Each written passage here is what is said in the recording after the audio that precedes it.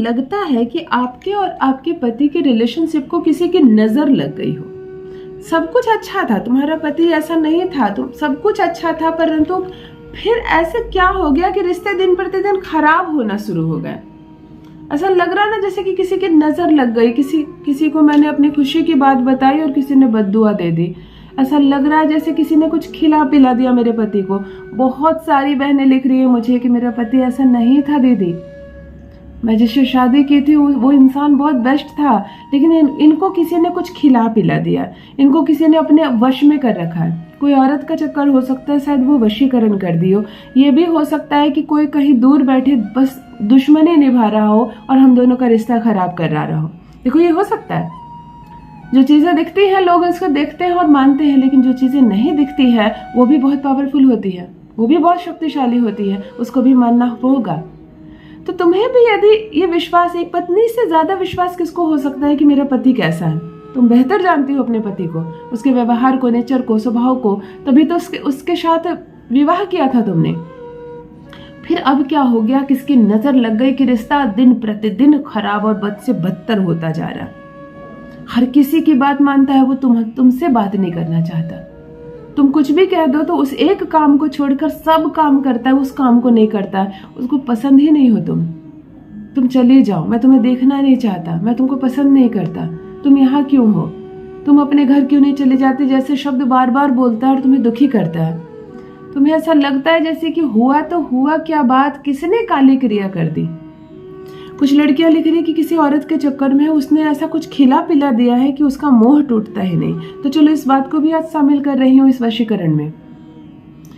यदि केवल संबंध नहीं बिगड़ रहे हैं, पति तो बुरी बोली बोल ही रहा है आपसे, किसी भी क्षण आपको अपने घर पहुंचा देना चाहता है, किसी भी क्षण तुम मायके चले जाओ, तुम्हारे साथ नहीं रहना, तुम्हारे पिता को भला बुरा बोलता है, तुम्हें अपशब्द बोलता है ताकि तुम्हें दुख लगे और तुम यहाँ से चली जाओ। जिसके परिवार के लिए सुबह से रात तक एक पैर पर खड़ी रहती हो, उसको तुम भाती नहीं हो।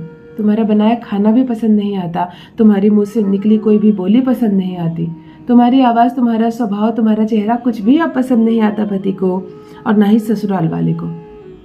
लगता है जैसे किसी का जादू छा गया हो इन लोगों पर कि अब तुम्हारा किया कुछ भी इन लोगों पर कुछ असर ही नहीं करता है। पहले कुछ मामूली से चाय भी बना देती थी ना, सबको बड़ा पसंद आता था, अभी इतनी मेहनत करती हो ना, किसी को तुम अच्छी नहीं लगती। पति तुम्हारी तारीफ करते थकता नहीं था, आज तुम कितनी भी सुंदर तैयार हो जाओ, कितना बड़ा काम कर लो, घर में कितनी भी तारीफ लायक कुछ कर लो, कुछ फर्क नहीं पड़ता, पति तुम्हारी ओर देखना पसंद नहीं कर रहा। तो ये जो अवस्था होती है ना, समझो किसी ने तो कुछ तो किया, ये नेचुरल नहीं है। कभी कभी ना बहुत खुश होकर किसी को अपने दाम्पत्य जीवन के बारे में बताने लगती हो ना, मुझे वो कितना प्यार करते हैं, हम दोनों कितने अच्छे से रहते हैं, तब भी टोक लग जाती है, तब भी नजर लग जाती है। कभी किसी के घर जाओ, किसी ने कुछ खाने में मिलाकर दे दिया, बस नोटिस करो ना कि उनके घर जाकर आने के बाद ही सारी व्यवस्था बदली है, सारी चीजें बिगड़ी हैं।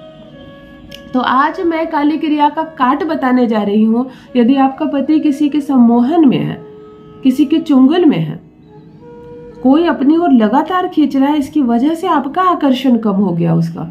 आपसे जब विवाह हुआ था उसका, तो आप उसको अपनी ओर खींच ली थी, सारी दुनिया भूल गया था, वो माँ को भूल गया था, घर को भूल गया था, ऑफिस जाना भूल गया था, दिन रात आपका जादू छाया हुआ था उस पर। फिर क्या हुआ कि आपका आकर्षण कम हो रहा है क्योंकि कोई उसे लगातार अपनी ओर खींच रहा है। तो चलो, यदि कोई खींच रहा है उसे अपनी ओर, तो आज फिर उसे अपनी ओर खींचना है, फिर अपने पति को करना है अपने वश में, फिर अपने पति को करना है अपने प्यार में पागल। फिर वो तुम्हारी बोली बोलेगा, फिर वो तुम्हारे साथ रहेगा, फिर वो तुम्हारी कद्र करेगा, पूर्ण रूप से तुम्हारा पति रहेगा तुम्हारे वश में। जान लीजिए प्रथम मैं कौन हूँ। नमस्कार दोस्तों, मैं हूँ खुशबू सिंह। बहुत स्वागत, बहुत अभिनंदन करती हूँ आप सबका अपने YouTube चैनल ज्योतिष ज्ञान में। कैसे हैं आप और घर में सब कैसे हैं? मेरे कमेंट सेक्शन में जय माता दी हर हर महादेव अवश्य लिखे, अपनी खैरियत मुझे जरूर बताएं। पढ़ती हूँ हाथ की रेखाएं, पढ़ती हूँ जन्म कुंडली, आप कुछ ना कहें तो आपका चेहरा भी पढ़ लेती हूँ। कर्म है, कृपा है ऊपर वाले की, प्रेम है आप सबका। जुड़िए ज्योतिष ज्ञान चैनल से। जो भी नए भाई बहन चैनल पर पहली बार आए हो, मेरे वीडियो को पहली बार देख रहे हो, मुझसे प्रथम बार मिल रहे हो, चैनल को सब्सक्राइब करें, मेरे परिवार का हिस्सा बनिए। दिल नहीं टूटने दूंगी, एक भी घर नहीं टूटने दूंगी, कितनी भी बदमाशियां करने दो, कोई कहीं बैठे कुछ भी कर रहा हो, तुम्हारे पति का मोह भंग होगा, वो तुम्हारे प्रेम को समझेगा, आएगा, तुम्हें सम्मान पूर्वक ससुराल लेकर जाएगा, तुम्हारी हर बात मानेगा। ध्यान से सुनिए, किस दिन करना है आपको ये प्रयोग, क्या करना है और किन चीजों की व्यवस्था करनी है। आपको एक पीला कपड़ा लेना है सूती का, बिल्कुल लंबा, चौड़ाई में कम, लंबाई में ज्यादा, 2 बित्ते का सूती कपड़ा पीला, समझ गए। आपको एक कटोरी में थोड़ी सी आधी कटोरी कच्चा दूध चाहिए और सर्वप्रथम आपको चाहिए एक लोहे का छल्ला, एक लोहे का गोल रिंग। उसकी साइज से कोई मतलब नहीं, आपको उंगली में नहीं पहननी है। आपको एक लोहे का छल्ला चाहिए, बड़ी सरलता से किसी भी दुकान में मिल जाएगी। शनिवार के दिन को छोड़कर कोई भी दिन लोहे का छल्ला पहले खरीद कर रख लेना इस उपाय के लिए।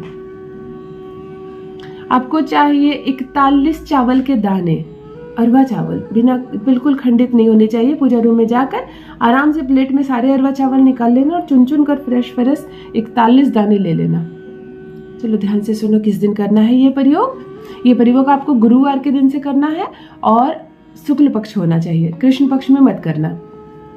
छोटी सी कटोरी में लोहे का छल्ला डाल देना जिसमें तुमने दूध डाला है, पीले कपड़े को मोड़कर इसी में डाल देना, सारे चावल को इसी में डाल देना। 10 मिनट, 15 मिनट, 20 मिनट छोड़ देना।